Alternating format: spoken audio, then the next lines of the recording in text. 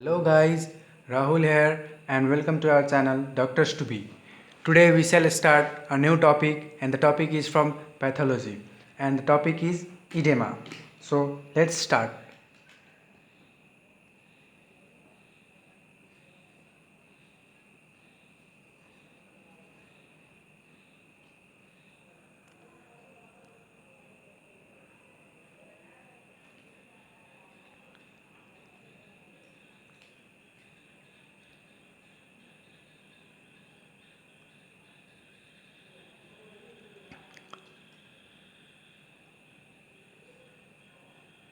So what is edema?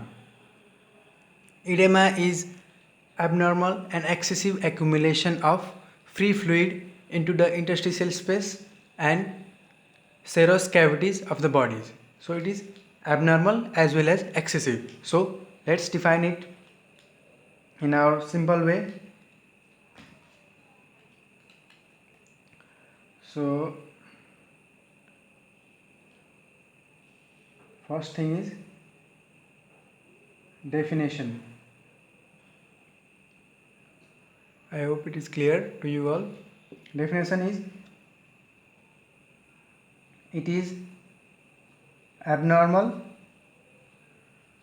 It is abnormal, so we are studying. If it was normal, we should not have to study in pathology. So it is abnormal and excessive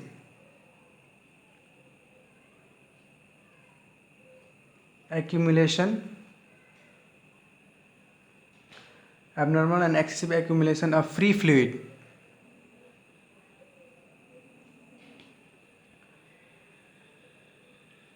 into the interstitial interstitial tissue space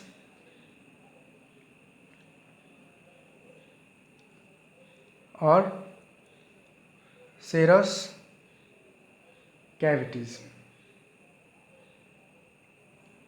Okay, and accumulation of fluid or accumulation of fluid in serous cavities is also known as effusion. So in serous cavities, accumulation of fluid in serous cavities is also known as effusion. So we let also known as also effusion. We'll give some examples. Example are accumulation of fluid in pleural cavity.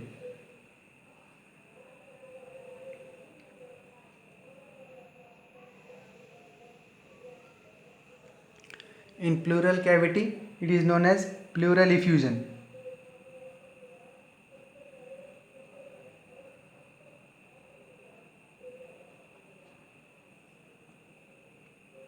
Or sometimes hydrothorax. Okay. Another example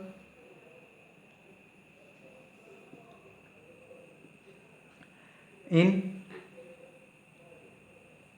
peritoneal cavity.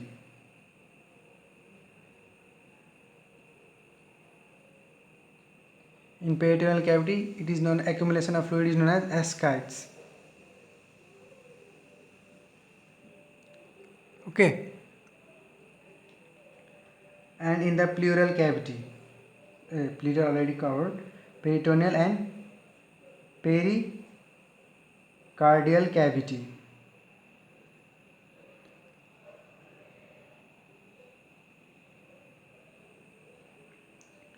In pericardial cavity, it is known as pericardial effusion or hydropericardium. Pericardial effusion or hydropericardium. Clear about this? So let's tell once again. It is abnormal. Edema is abnormal and excessive accumulation of free fluid into the interstitial tissue space or serous cavities.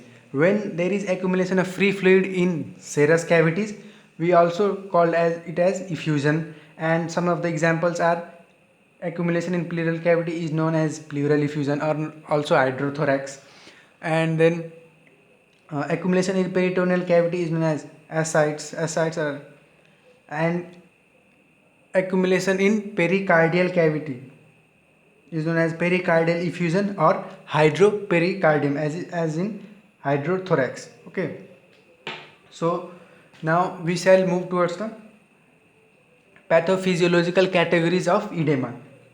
So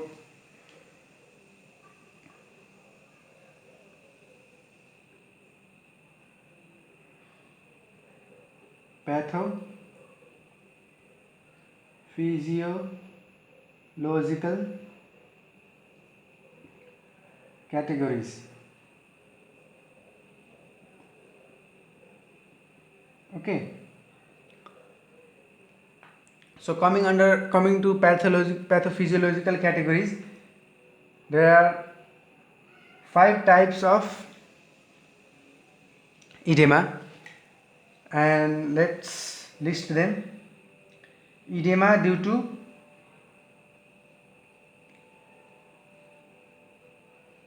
increased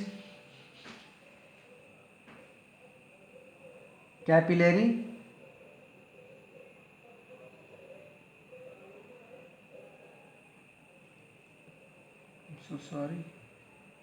increased capillary hydrostatic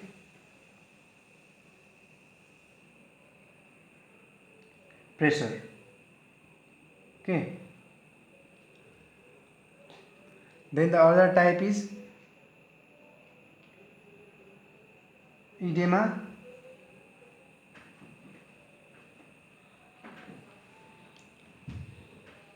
due to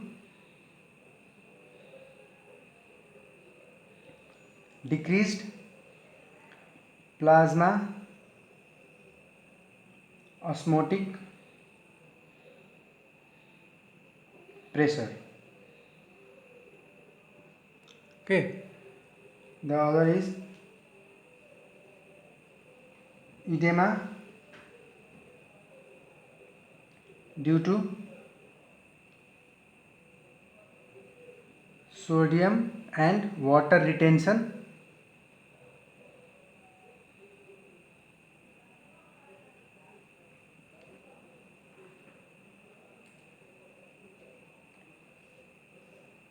edema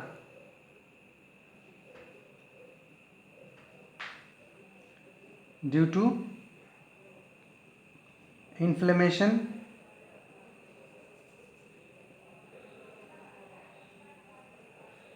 and the last one, edema due to lymphatic obstruction.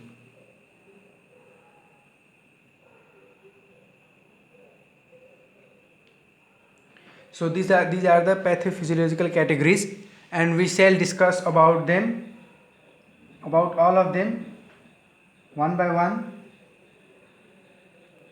in the next video. So this video did not carry a lot of information, very less information, but this was an introductory class. So let's see in the next video about edema due to increased capillary hydrostatic pressure. Okay, thank you.